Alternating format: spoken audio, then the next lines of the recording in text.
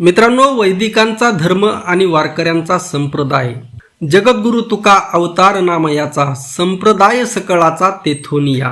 वैदिक सनातन धर्माकडून धर्माधिकार वंचित बहुजन शूद्रातिशूद्र सर्वांना समान अधिकार असलेला सर्वसमावेशक समतामूलक जो संप्रदाय आहे, ज्याच्यामध्ये ब्राह्मण, क्षत्रिय, वैश्य, शूद्र, चांडाळ आदी करून वेश्यांनाही समान अधिकार आहे, तो वारकरी संप्रदाय संत शिरोमणी नामदेव महाराजांपासून प्रारंभ होऊन जगद्गुरु श्री संत तुकाराम महाराजांपर्यंत येऊन पूर्ण झालेला आहे.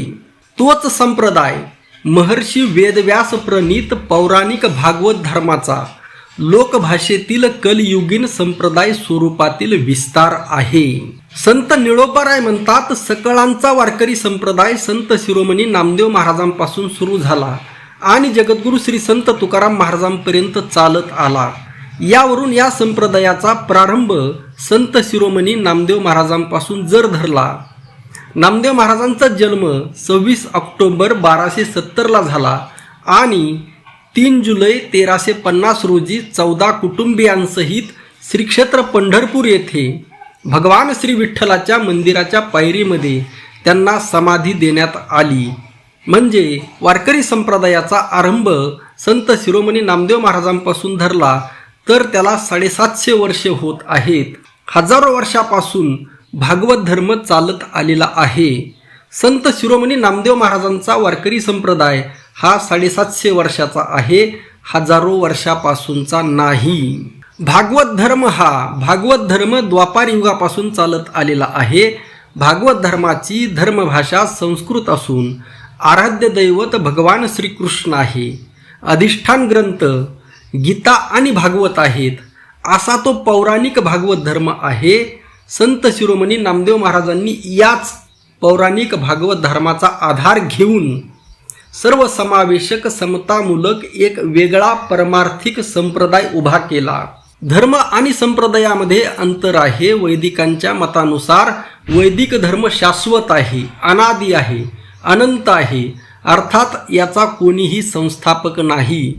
जसे वेद आपले आपण उत्पन्न झाले आणि वेदातून वैदिक धर्म उत्पन्न झाला, म्हणजे जसे वेद कर्त्याच्या अभावी अपौरुषीय आहे, तसाच वैदिक धर्म ही अपौरुषेय आहे आणि वैदिक धर्माचं आराध्य दैवत भूदेव ब्राह्मण पुरुष आहे आणि अधिष्ठान ग्रंथ वेद आहे. वेदोखिलो धर्ममूलम, वेदच धर्माचं मूळ अधिष्ठान आहे. भागवत धर्माचे मूळ अधिष्ठान ग्रंथ हे गीता भागवत ग्रंथ आहेत. तर वारकरी संप्रदायाचे मूळ अधिष्ठान संतांचं मराठी संत वाङ्मय आहे. वारकरी संतांचं आराध्य दैवत भगवान श्री विठ्ठल आहे. अधिष्ठान ग्रंथ सकल वाङ्मय आहे आणि नेमधर्म आषाढी कार्तिकी पंढरीची वारी आहे. मूळ भागवत धर्मामध्ये वारकरी संतांनी केलेली वृद्धी बघा.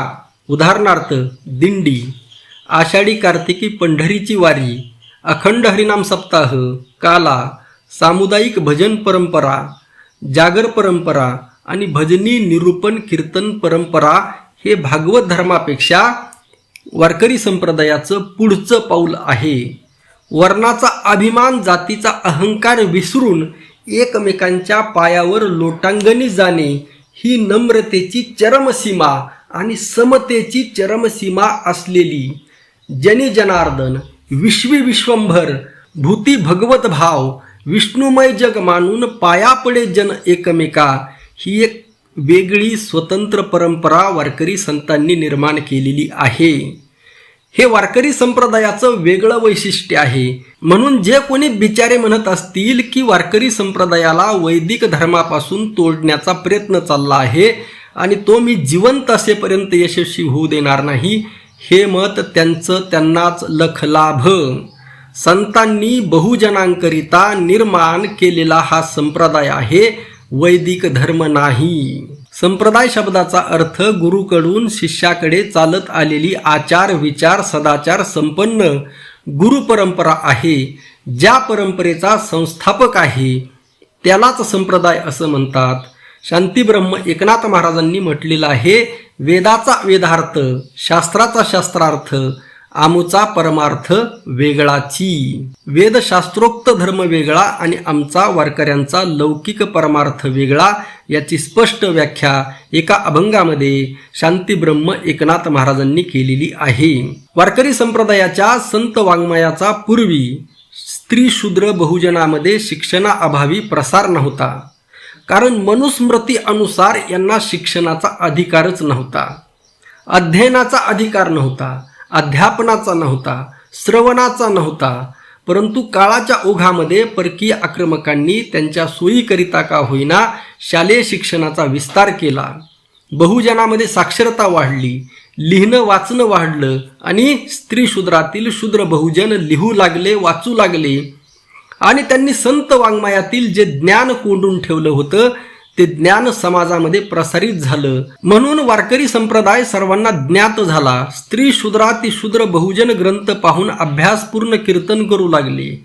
महाराष्ट्रात ज्याला वारकरी संप्रदाय माहीत नाही असा मराठी माणूस नाही. त्यामुळे मलाच वारकरी संप्रदाय कळाला हा सर्वात मोठा अहंकार आहे. दुसऱ्याला कळाला नाही आणि मला कळाला हा अहंकार आहे. प्रत्येक गावामध्ये सध्या अखंड हरिनाम सप्ताह होतात, कीर्तनं होतात आणि या कीर्तनातून या वारकरी संप्रदायाचा आचार विचाराचा प्रसार होतो. म्हणून महाराष्ट्रामध्ये तळागाळापर्यंत पोहोचलेला जर कुठला संप्रदाय असेल तर तो वारकरी संप्रदाय आहे आणि तो सकळांना ज्ञात आहे. मित्रांनो, ही वारकरी संप्रदायाची एक प्रारंभिक बेसिक ओळख आहे जी संपूर्ण महाराष्ट्राला माहीत असणं गरजेचं आहे. आता लक्षात ठेवा, वैदिक धर्मीयांनी याबाबत दुःख मानण्याचं कारण नाही. वेद आणि संत, वैदिक धर्माचे नियम आणि वारकरी संप्रदायाचे नियम यामधला मूलभूत फरक लक्षात घेणं गरजेचं आहे. वेदाविषयी संतांची भूमिका काय आहे, वेद आणि संत याच्याविषयी सुद्धा आपण उद्याच्या व्हिडिओमध्ये बोलणार आहोत. तरी प्रतीक्षा करा आणि नक्की पहा. रामकृष्ण हरी. जय जगद्गुरु. जय शिवराय. जय भीम.